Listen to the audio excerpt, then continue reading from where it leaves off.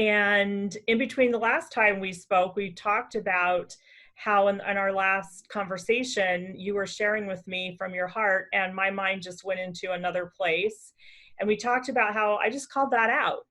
And in our conversation, I wanted to be so real and so authentic.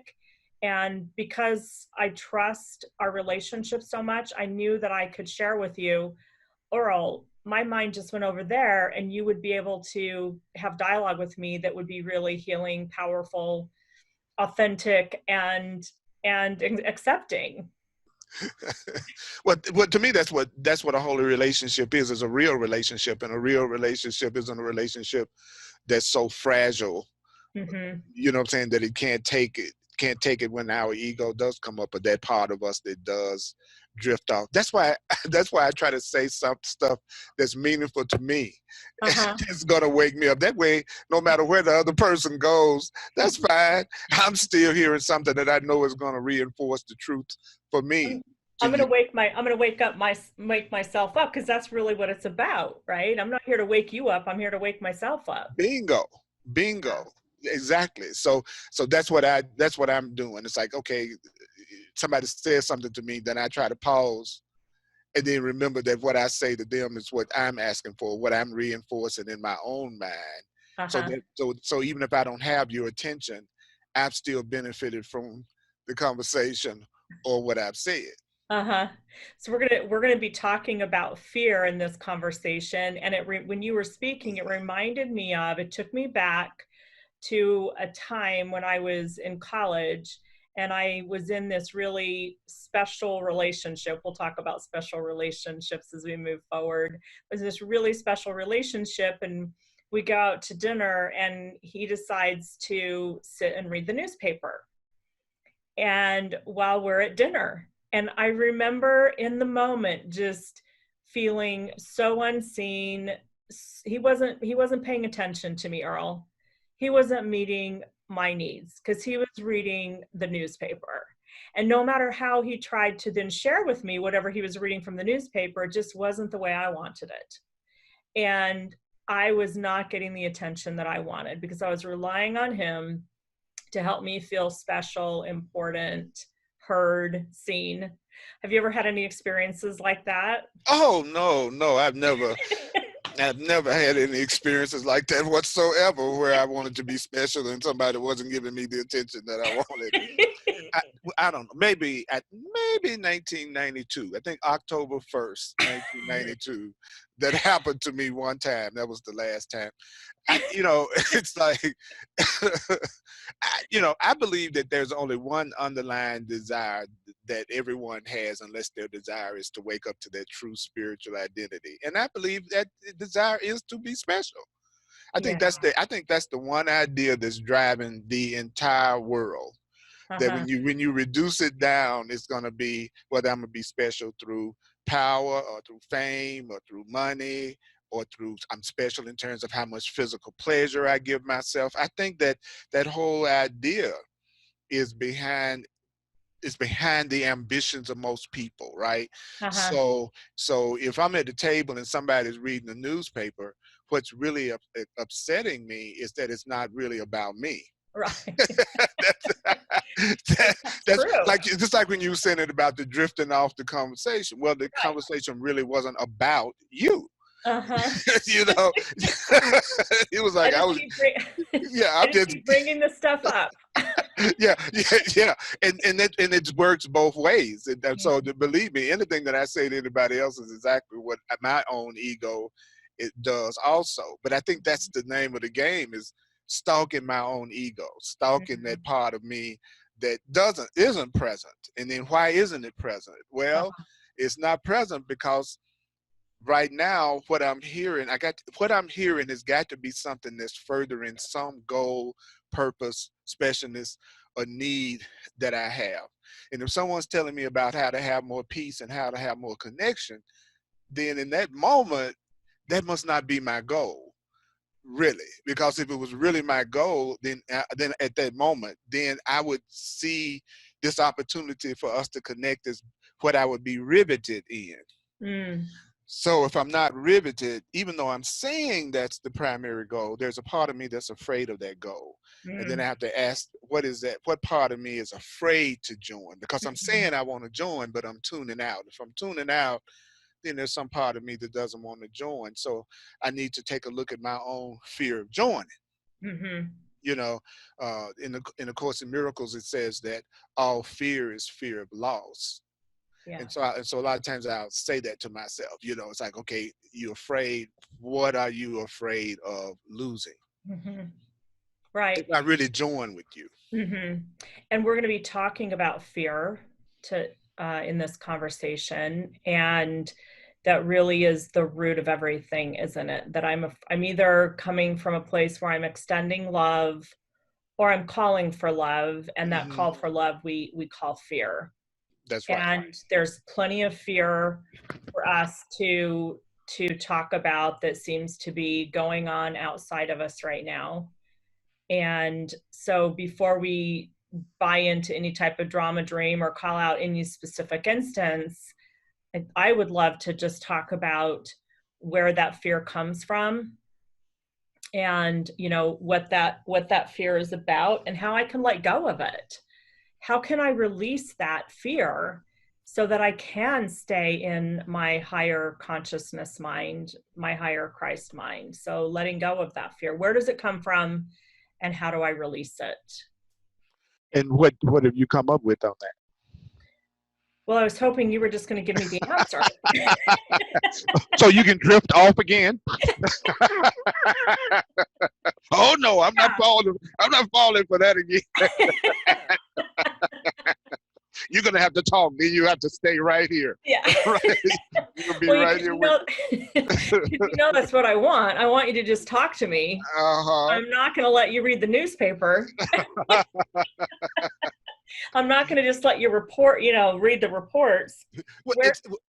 it's funny because I can really relate to that because I've tried to make it a habit as much as I can when I'm with someone that I don't answer my cell phone or that I don't get on the cell phone and this is just absolutely necessary. And then I'll ask the person if it's okay if I take care of something that I've got to do right quick Uh-huh. because frankly, it does make you feel discounted and that you're Mhm. not really as validated as you think you like to be.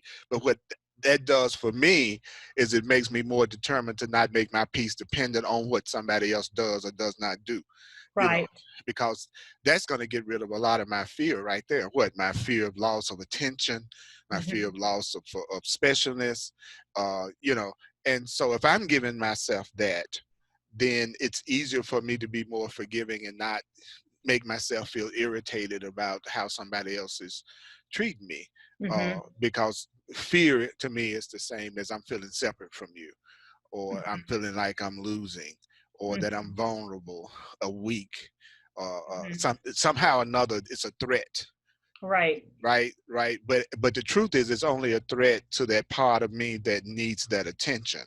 Mhm. See, that's the thing, is that I feel like all of my fear is really centered on this idea that I'm this separate body that could be threatened by any number of things that could be dangerous to me Mhm. as just this physical body. So I don't really believe you can get rid of fear for real until you start to know yourself as something beyond just your human identity. And that's what gets kind of deep. That's not discounting that human identity that I have. So i'm not I'm not denying that I have this Earl Purdy identity, Mhm. but if I think that that's all I am, it's going to be practically impossible for me to completely let go of fear, Mhm.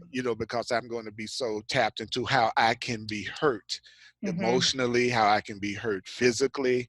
And I think as long as we don't get in touch with that deeper consciousness that we are beyond this, it's personally, I think it's impossible not to have any fear, or Mhm. unless I know I have a greater protection than what I can create for myself. Mhm. That's another thing. So I just a lot of times I don't know about you, but I feel like if people leave out the spiritual element, not the religious, because people hopelessly sometimes confuse religion with spirituality. And Hmm. so I have to always keep trying to make that distinction that, that your spirituality has to do with what you are, where Hmm. religion is more the way you choose to worship a Hmm. higher power. And so Hmm. and so that's not what I'm talking about. I'm talking about identity. I Hmm. think all problems, all fears are identity problems. It's a what am I, who am I Hmm. problem. Right. Hmm. So you had asked me, what I had come up with, and I'm taken back to at a very young age. I experienced a situation. I believe I was 4 or 5 years old, and we had gone to some friends' homes, my parents' friends' home, and I had fallen asleep. And when I woke up, it's almost like it was the first time I can remember having experience where I realized where I was, Hmm. and I started crying. I remember the color of the sofa, the texture of the sofa. I remember all of this. And I remember just really crying, and my father coming and picking me up and asking me what was wrong. And I said, I want to go home. And he, we're going to go home soon. Don't worry. So I'm just clinging on to him because he has the answer. He's going to take me home. Hmm. And Hmm. then he takes me home and puts me to bed. And when I go when he puts me into bed, he said, see, we're home. And I didn't feel like I was home. Mm. And this was the beginning of a lifelong pursuit of trying to find my way home. Now, I didn't, at 4 or 5 years old, I'm not connecting all the dots, at least consciously. I don't remember connecting all those dots, but just this feeling of that I'm not home. What I love about Course in Miracles, though, is that I'm reminded, as in other ancient scriptures and spiritual texts, that home is not a place outside of me. It's my innate internal condition always. And it wasn't until I started studying Course in Miracles that I began to see it was a condition, not a place. Hmm. So when I find myself getting fearful, it's because I believe that I have separated from home. That's right. That Hmm. and the opportunity at a very base level is to remember that my kingdom state has never ceased to exist. And I'm not just talking about that from platitudes, Earl. I'm talking about it from that I can really own Yes, that my inheritance, because I was created in the eternal mind of God, that no matter how dim it might feel to me at times, I'm still home. that's right. Right? Right. So that's where I come from, and what fear is, how it tends to show up for me is I feel a certain sense of displacement first. It's my kind of first in my mind. It's where I go. I don't feel like I'm at home. I don't feel safe. And you would then think, okay, well, let's just go home. Let's just decide that I'm going to choose again, and I'm going to remember that I'm in my kingdom state. But instead, what happens is I'll get on the ego treadmill, hamster wheel, and I'll just stir up some more dust or make the situation worse in some set. Not worse, but I'll stir up more chaos or whatever Yeah. it is. You know Yeah. what I'm saying? So it should Yeah. be a simple route. I don't find myself always taking that simple path back home. Hmm. Excuse me. There were a couple of things that came to my mind when I was also not being 100% present while you was talking and thinking about what I was going to say next. Uh-huh. Uh, Thank you for acknowledging you're being a as newspaper. as I can also say exactly what you were saying about that feeling about not being at home. Uh-huh. Uh, Number one is my fear comes from trusting in my own strength, separate from God. Mm, I try to remember that if I thought I was adequate to handle the situation, I wouldn't be afraid.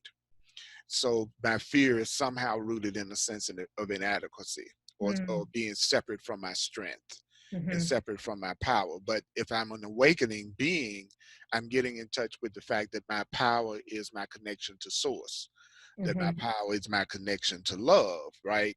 So if I'm feeling fear, it immediately now lets me know that I've gotten out of a love space. that I'm right now, I'm not in a love space, which means I'm not feeling safe. Mm-hmm. And I also had the experience when I was 5 or 6 years old of our house burning down. And I remember my mother grabbing me and my sister and running out of the house in order to save us, and the whole house burning down. And it was so traumatic as a kid to see your rocking horse go up in flames. Oh my gosh. Oh my gosh. I'm sorry, but that feels really sad. That's okay. That's all right. It was very sad, and and I was very much attached to my mother, and so we had to split the family up temporarily while the house was being repaired, right? Oh my and gosh. and so that was, and when you were talking, I remembered that feeling Hmm. of not being with my family, Wow. and it was so traumatic for me to not be with my family. And so that, to me, kind of gives me an idea of what it feels like to be here when I feel like I'm not connected to my true spiritual home. And what I mean Right. by that is the fear that I have is coming from being with strangers, as Uh-huh. opposed to being, see, family to me now means those who I have a connection with, communication with. We feel safe together, we feel connected in that sense, like you and I are family, right? But if you Right. were a total stranger to me, then I'm much more prone to have fear around you, right? And Mm-hmm. that's why there's so much fear now to me. It's because we're not looking at each other as the one family in this whole situation that we're in together. Hmm. It, we're looking at each other from the standpoint that we're not, that we're strangers Mm-hmm. to each other, right? And Wow. so me feeling unafraid is in direct proportion to how much I feel like I know you. Uh-huh. So when I'm in a lot of fear, I realize it's because I think I'm among strangers or someone that I'm really not identifying with, or Mm-hmm. who I can relate to.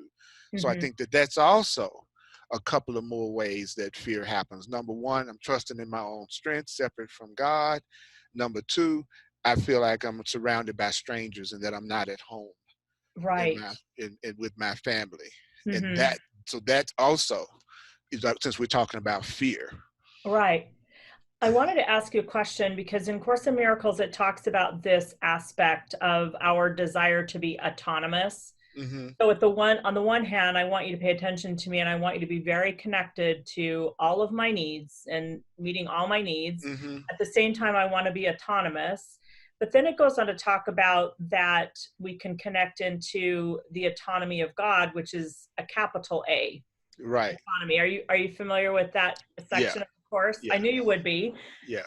So maybe you can help me. Can you help me kind of unpack that a little bit? Well, I feel like the autonomy that I'm taught is the autonomy of me thinking that I'm on my own. That part of being an adult is how successful I am at doing everything without needing anybody else's help or support. Uh You huh. know, and so therefore I'm on my own, Mm-hmm. separate from everybody else, separate from all that is, which is another word I have for God, right? So if I think I'm on my own, then an autonomous, of course, that's the definition of an adult to a certain degree, but it's also a very frightening way to feel. That's why there's so much competition Mm-hmm. instead of cooperation, as everybody's going, each man out for himself. And because I think I'm on my own and I got to make it. When I hear autonomy from a God perspective, it's just I'm a part of this one self Mm. that's creating Ah, everything. yes. So that's, to me, that's the big A, autonomy, because there, in that sense, it is just one, Right. right? But it's the one that's everything. Right. Where with me, it's just the one, but I'm separate from everything. So Okay. so that would be what I would call the ego, or the fearful level of Mm-hmm. autonomy and self-sufficiency. Did that make I any had sense? asked you how we can get rid of fear so that we can live in peace and connection. And then you started to say something about that. Do you remember, or maybe it doesn't matter what you were going to say, how can we talk about that right now? Well, if I want that, well, that was, to me, that loops back to what I was saying about if you're not a stranger to me and I see you as one with me or connected to me, Mm. or we got the same purpose Mhm. and we're working toward that purpose together, then I Mhm. don't feel alone and I feel supported. And the less alone I feel, the less fear I feel. Right. If I feel totally safe with you, if I believe that you are not someone that's going to attack me, and Mhm. I'm going to attack you or judge you or condemn you, I'm going to feel safe with you. Mhm. You know, so the amount of peace and safety I feel is also based on, and fearlessness I feel is directly related to how how I'm not feeling threatened and how much I'm feeling supported, and that we're both wanting that peace and love for each other. So to me, it all comes back to communication Mhm. ultimately. If I Right. know you and we're communicating and we're on the same page or got the same goal, my fear is going to decrease. If I Mhm. have some idea of who you are, what you want, what your purpose is, then I feel like I know you in a way. I may not know the details of how you're going to work out the purpose of peace, Right. but if you tell me you really want peace and you really want to be in a loving experience and environment and you want to bring love and peace to the world, then I'm going to feel more safe around you Mhm. immediately, right? Right. And so that seems to be, for me, the biggest thing is to have some idea of what does this person want, what's their Mhm. value system, what do they see as being important as far as on in personal relationships, Right. you Right. know. Amazing. Well, we covered a lot, and Yep. we usually do. Yeah. Thank you so much, Earl, Oh, for helping me unpack that. well, it works both ways. Yeah. I'm learning from what's coming through you and me because we are one. We are not strangers. Yes, we're not Yeah, strangers, and we're part of the big autonomy. exactly. We're not autonomous. Amazing. Thank you. You're welcome.